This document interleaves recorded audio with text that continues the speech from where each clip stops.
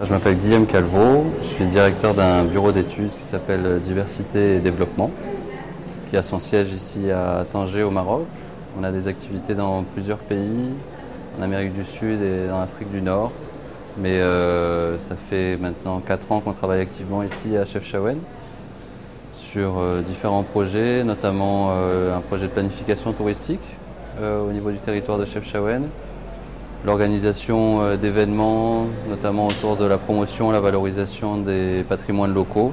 Donc on a été à l'initiative du Forum international Planète Terroir qui a été organisé en 2010 par l'association Terroir et Culture et l'association ATED.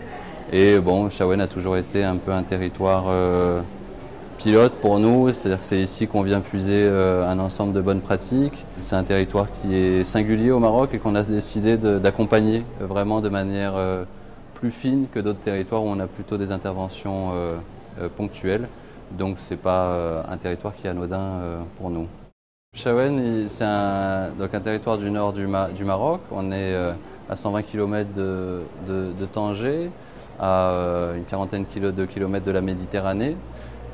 C'est un territoire qui a un patrimoine biologique et culturel très diversifié, ce qui lui a valu la reconnaissance de parc national Tala Semtane il y a quelques années. Il y a un projet de parc au niveau de Bouachem, un projet de parc naturel régional.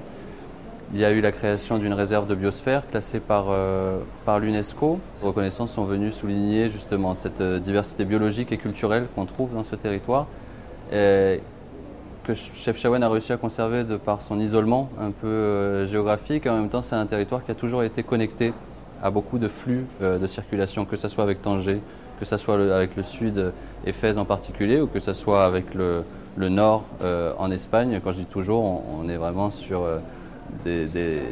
dans les profondeurs historiques de ce territoire. Il y a toujours eu cette contradiction entre un isolement et énormément de connexions commerciales et culturelles avec d'autres territoires, notamment à l'époque de l'Al-Andalus, où les territoires d'Andalousie et du nord du Maroc étaient connectés. Donc on a un patrimoine très riche, on a une société civile très dynamique, et on a, et c'est aussi cette articulation qui fait la spécificité de Chefchaouen, où on a une municipalité très active en termes de promotion des ressources territoriales et qui travaille étroitement avec la société civile.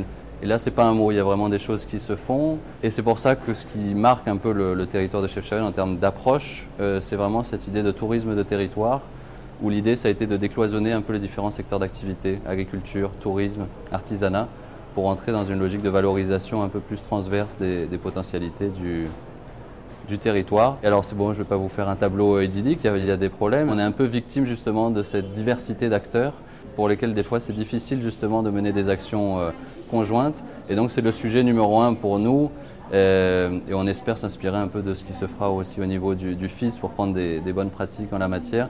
Mais c'est vraiment cette question de quelle gouvernance pour promouvoir un tourisme durable et solidaire au niveau d'un territoire comme celui de Chefchaouen.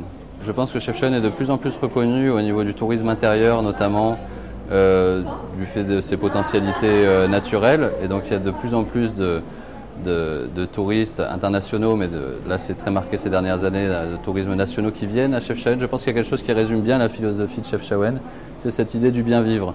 Les gens viennent chercher la tranquillité, l'authenticité de ce territoire, et quelque chose d'assez particulier, d'assez immatériel qu'il y a dans l'air qui fait qu'on se sent bien ici. Les gens sont très attachés à leurs produits locaux, à leur culture.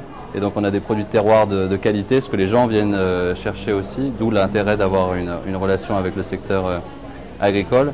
Et puis on a une médina qui est magnifique et qui est assez unique au Maroc, avec ce bleu de Chefchaouen, voilà, qui est un atout pour communiquer sur la ville au niveau du tourisme national et international.